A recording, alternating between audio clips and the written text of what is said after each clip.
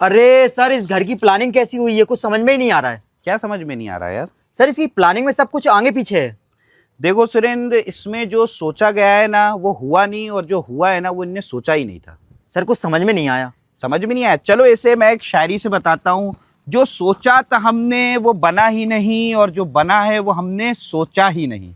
Sir, कुछ समझ में नहीं आया। समझ में नहीं आया दोस्तों? आपको भी समझ में नहीं आया? देखिए दोस्तों, जब भी हम घर मकान बनवाने जाते हैं सो हम एक गलती कर देते हैं। हम क्या करते हैं, हम कॉन्ट्रैक्टर को पकड़ते हैं और जो हमें रिक्वायरमेंट होती है वैसा घर बनवाना चालू कर देते हैं। ठेकेदार ये कहता है यार सिविल इंजीनियर और आर्किटेक्ट की जरूरत क्या है, आपको 2 कमरे चाहिए, मैं देता हूं ना आपको बना के, और वो कुछ ऐसा बना देता है। बनने के बाद हमें लगता है यार जो हम सोच रहे थे, जैसी प्लानिंग हम कर रहे थे वैसा बिल्कुल भी नहीं बना, और हमारे लाखों रुपए बर्बाद हो जाते हैं। सो हमें क्या करना है, हमें ये करना है दोस्तों, घर मकान बनाने से पहले कम से कम 1-2 महीने पहले आर्किटेक्ट से मिलना है। जो हमारा कॉन्सेप्ट है वो उसे बताना है। आर्किटेक्ट क्या करेगा, आपके कॉन्सेप्ट को एस्थेटिकली प्लान करके एक कॉन्सेप्ट प्लान को रेडी करेगा। उसमें वास्तु का भी ध्यान रखेगा, उसमें लेट बात की लोकेशन का ध्यान रखेगा, उसमें जगह को कन्वीनियंट रखेगा और एक स्पेशियस प्लान बना के देगा। उस प्लान में थोड़ी बहुत चेंजेस होगी, फिर आपके अकॉर्डिंग वो प्लान बन के तैयार हो जाएगा। उसके बाद कंस्ट्रक्शन करवाना है। अगर ऐसा नहीं करेंगे तो ऐसा ही कुछ बनेगा जो आपको बाद में बनने के बाद समझ में नहीं आएगा। सो ऐसे ही डिजाइन, ड्राइंग और प्लानिंग हम करते हैं। Bill right consultancy,